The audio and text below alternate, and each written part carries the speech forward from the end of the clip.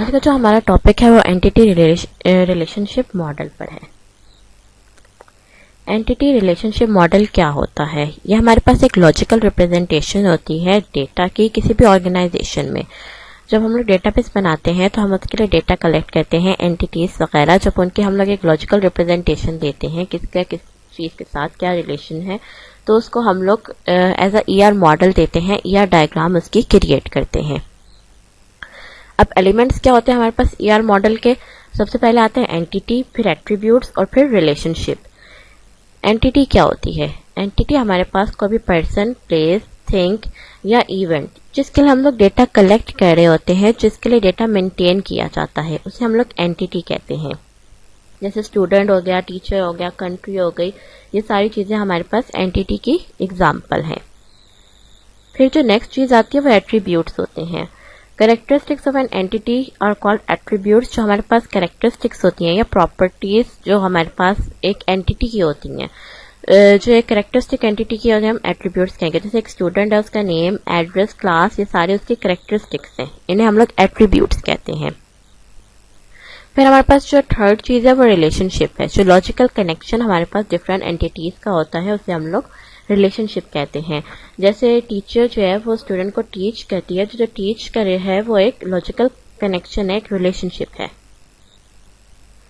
उसके बाद हमारे पास ये एक एग्जांपल है जिससे हम लोग ईआर डायग्राम क्रिएट करेंगे। क्या है? In an education institute there are several department and students belongs to one of them. अब इस पे क्या है हमारे पास? सबसे पहले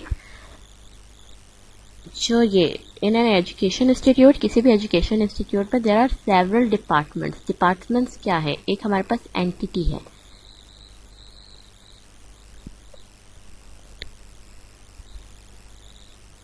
एंड स्टूडेंट्स भी क्या है? एक एंटिटी है जिसके लिए डेटा कलेक्ट किया जा रहा है। There are several departments and students belong to one of them। मतलब जो स्टूडेंट्स है वो किसी न किसी डिपार्टमेंट से बिलोंग कर रहे हैं, किसी न किसी डिपार्टमेंट से जो है वो उसमें बिलोंग कर रहे हैं, उनके अंदर है। Each department has a unique department number, name and a location, phone number and is headed by a professor. एक जो डिपार्टमेंट है वो हमारे पास क्या होगा? उसका कोई ना कोई यूनिक डिपार्टमेंट नंबर है, नेम है, लोकेशन है, फोन नंबर है, और उसका हेड कोई ना कोई प्रोफेसर होगा। तो डिपार्टमेंट के पास ये जो यूनिक डिपार्टमेंट नंबर का क्या मतलब है? क्या ये हमारे पास एक प्राइमरी की है, क्योंकि इससे पहले यूनिक लिखा हुआ है। और डिपार्टमेंट नंबर, नेम, लोकेशन, ये हमारे पास क्या है? ये सारे हमारे पास एट्रीब्यूट्स है, कैरेक्टरिस्टिक्स हैं। डिपार्टमेंट नंबर, नेम,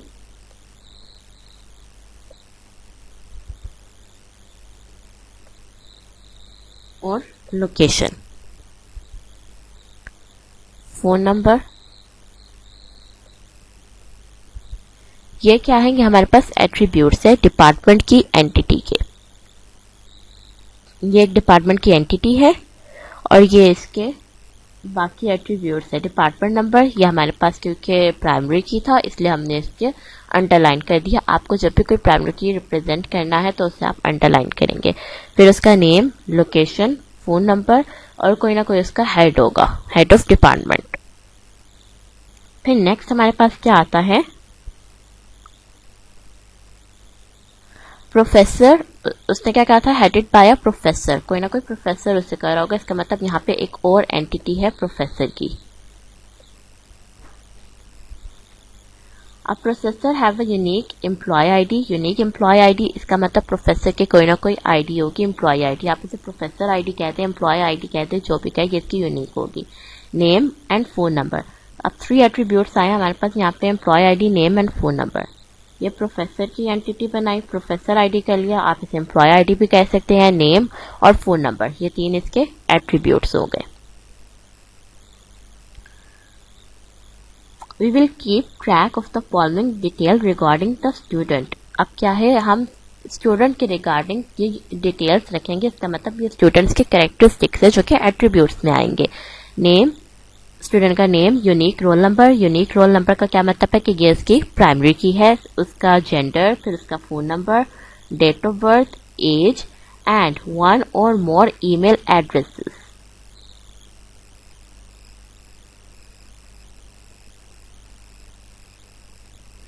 ओके, अब क्या है स्टूडेंट का, सबसे पहले क्या था स्टूडेंट का नेम, स्टूडेंट के साथ ये नेम। उसके बाद क्या आता है उसका रोल नंबर, उसका gender, phone number, date of birth, age and one or more email addresses. और फिर उसके बाद क्या आ रहा है कि स्टूडेंट के पास एक लोकल एड्रेस होगा जो कि कंसिस्ट किसमें करा होगा, हॉस्टल नेम में और रूम नंबर के ऊपर। पहले ऊपर वाले देखते हैं, स्टूडेंट के जो है स्टूडेंट का रोल नंबर आ गया, नेम आ गया और उसकी डेट ऑफ बर्थ आ गई, और एज जो है वो डेट ऑफ बर्थ से ड्राइव होगी, ड्राइव एट्रीब्यूट होगा वो उसका। और ड्राइव एट्रीब्यूट को कैसे रिप्रेजेंट करेंगे, डॉटेड लाइन से, डॉटेड एंटिटी से करके आगे रिप्रेजेंट कर देंगे। ओके, इसके बाद क्या है कि स्टूडेंट का one or more email addresses. इसका मतलब क्या है कि जब एक चीज के अंदर ज्यादा वैल्यूज आ रही है उसे हम लोग मल्टी वैल्यू एट्रीब्यूट कहते हैं। तो उसका एट्रीब्यूट कैसे होगा,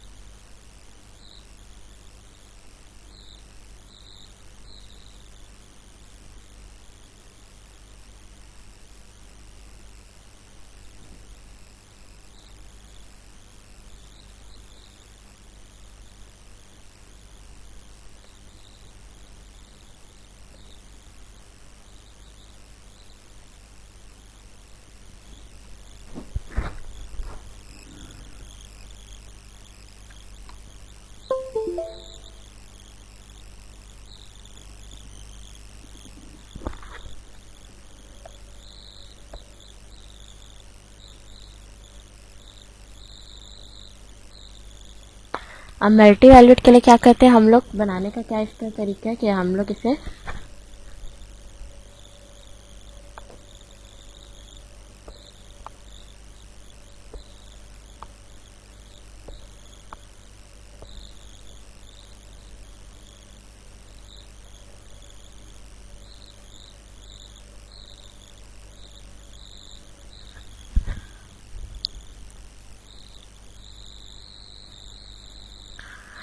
मल्टी वैल्यू वेरिएबल हमारे पास जो है इस हिसाब से रिप्रेजेंट होता है। इसका मतलब है कि इसके अंदर एक से ज्यादा वैल्यूज हो सकती हैं। ओके, उसके बाद हमारे पास पीछे वाले एग्जांपल में क्या था कि हमारे पास स्टूडेंट का क्या होगा, एक लोकल एड्रेस होगा। या हमारे पास स्टूडेंट का लोकल एड्रेस आ गया। उसके बाद क्या क्या है, स्टूडेंट के लोकल एड्रेस में क्या होंगे, consist of hostel name and room number. के स्टूडेंट का जो लोकल एड्रेस है उसके आगे ये एट्रीब्यूट है कि हॉस्टल नेम और उसका रूम नंबर होगा। और उसके अलावा क्या आ रहा है, they also have home addresses, उनके होम एड्रेसेस भी होंगे और कंसिस्ट किस पे करे होंगे, house number, street, city and pin. Home address को हमने सिंपल एड्रेस से रिप्रेजेंट किया, क्या होगा, हाउस नंबर, सिटी, पिन और स्ट्रीट नंबर से। ये सारे हमारे पास स्टूडेंट के एट्रीब्यूट्स कंप्लीट हुए अभी तक। उसके बाद क्या आ रहा है, it is assume that all student resides in the hostel. में कह रहे हैं, हम ये एज्यूम कर रहे हैं कि सारे स्टूडेंट्स जो है वो सिर्फ हॉस्टल में ही रह रहे हैं। A course taught in a semester of the year is called a section. वो कह रहा है कि एक कोर्स जो कि पढ़ाया जा रहा है एक सेमेस्टर के अंदर, उसे हम लोग सेक्शन भी कह रहे हैं। There can be several section of a same course in the semester. और एक कोर्स के बहुत सारे सेक्शंस हो सकते हैं। अब इसमें कोर्स भी एक एंटिटी है और सेक्शन भी हमारे पास एक एंटिटी है। और उसके बाद these are identified by section number. Section number जो है इसका एट्रीब्यूट है।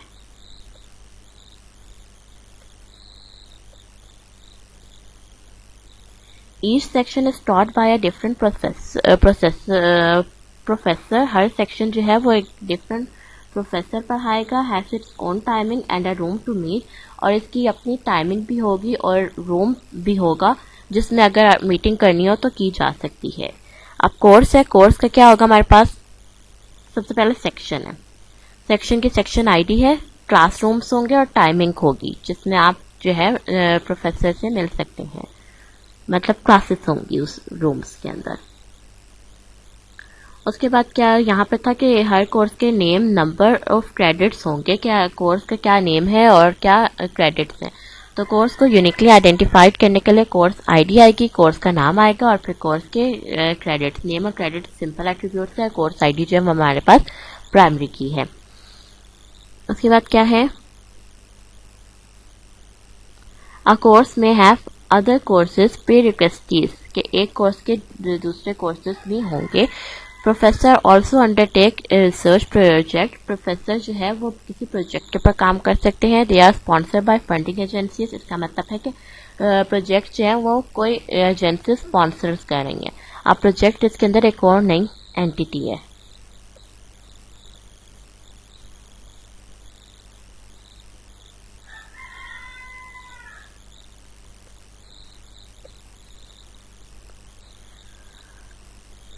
और आपके पास क्या होगा, प्रोजेक्ट की स्टार्ट डेट होगी, एंड डेट होगी और अमाउंट ऑफ मनी होगी कि कितनी अमाउंट ऑफ मनी एक कोर्स के लिए दी गई है। स्पॉन्सर करने का मतलब होता है कि उसकी एक्सपेंसेस कोई और एजेंसी जो है वो बियर करेगी।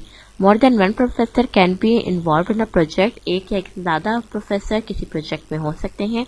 Also professor may be work on a several project at the same time, कि आपका एक प्रोफेसर एक से ज़्यादा प्रोजेक्ट पे काम कर सकता है और प्रोजेक्ट की यूनिक आईडी जो है वो प्रोजेक्ट आईडी होगी। तो प्रोजेक्ट में हमारे पास अब क्या होगा, प्रोजेक्ट आईडी होगी, प्रोजेक्ट की कोई स्टार्ट डेट और एंड डेट भी होगी, अमाउंट भी होगी, कितनी अमाउंट दी गई है और स्पॉन्सर किसने किया है उसका नेम भी होगा। अब ये सारे हमारे पास जो थे वो एट्रीब्यूट्स थे। अब ये सेक्शन जो था ये हमारे पास वीक एंटिटी है। क्यों वीक एंटिटी है, क्योंकि ये जो है कोर्सेज पे डिपेंड कर रहा है। हमने क्या कहा था यहाँ पे कि एक कोर्सेज के सेवरल सेक्शन हो सकते हैं और कोर्स एक सेमेस्टर में जो पढ़ाया जा रहा है उसे सेक्शंस में हम लोग आगे फर्दर डिवाइड कर रहे हैं। अब उसके बाद इनके रिलेशनशिप्स देखते हैं। ओके, सबसे पहले क्या था, there are several department and student belongs to one of them. एक स्टूडेंट जो है, हमारे पास बहुत सारे स्टूडेंट एक डिपार्टमेंट के साथ बिलोंग कर रहे होंगे, एक डिपार्टमेंट में बहुत सारे स्टूडेंट्स होते हैं, इसलिए हमारे पास यहाँ पे वन टू मैनी वाला डिपार्टमेंट स्टूडेंट के बीच में रिलेशनशिप आएगा। उसके बाद सेकंड चीज क्या आ रही है,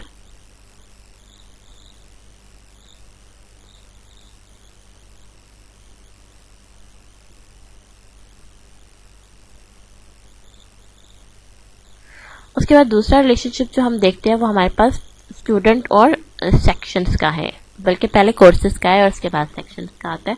तो यहाँ पर देखिए ये कोर्सेज का आ रहा है, there are several section of a same course in a semester. एक कोर्स के सेवरल सेक्शंस हो सकते हैं। तो इसका क्या मतलब हुआ कि एक कोर्स के बहुत सारे सेक्शन है, तो कोर्स के आगे क्या आएगा, वन का, और सेक्शन के साथ उसका मैनी का आएगा कि one course has many sections. तो ये वन टू मैनी का रिलेशनशिप आएगा। उसके बाद क्या आ रहा है,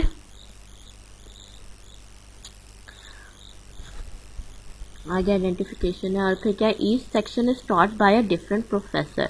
एक सेक्शन जो है उसको डिफरेंट प्रोफेसर पढ़ा सकते हैं। तो one professor teaches many section, आपका एक प्रोफेसर जो है वो बहुत सारे सेक्शन को पढ़ा सकता है।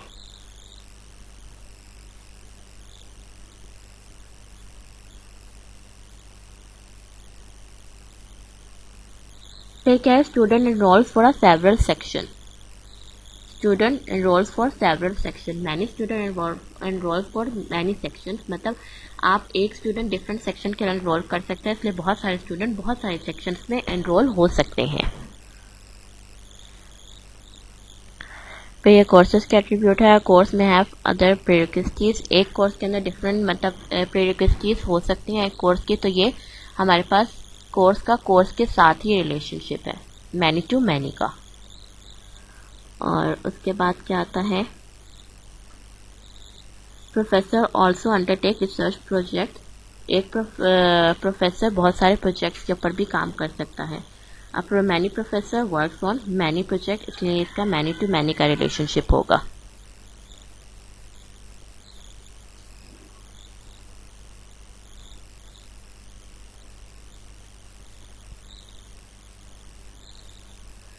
लास्ट चीज क्या थी हमारे पास कि हमारे पास जो था एक प्रोफेसर जो है वो हमारे पास एम्प्लॉय किसका होता है, डिपार्टमेंट का। तो एक प्रोफेसर जो जो है प्रोफेसर एक डिपार्टमेंट के अंदर काम करेगा। इसका मतलब बहुत सारे प्रोफेसर जो हैं वो एक डिपार्टमेंट के अंदर होंगे। अब एक डिपार्टमेंट के अंदर बहुत सारे स्टूडेंट्स भी होते हैं और बहुत सारे प्रोफेसर्स भी होते हैं। अब इनके रिलेशनशिप एक दफ़ा और देख लेते हैं कि many student belongs to one department. एक डिपार्टमेंट में बहुत सारे स्टूडेंट बिलोंग्स कर रहे होते हैं।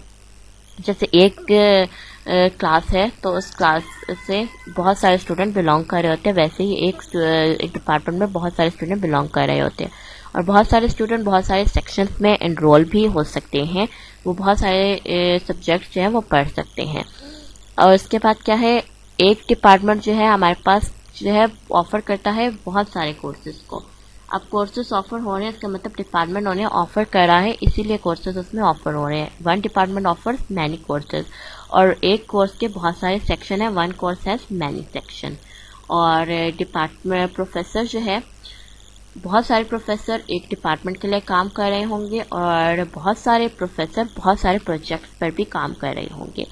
और एक प्रोफेसर जो है वो बहुत सारे सेक्शंस को पढ़ा रहा होगा एक इसके अंदर, एक कोर्स के अंदर। ये सारा इसका ER डायग्राम है इस वाली इन स्टेटमेंट की।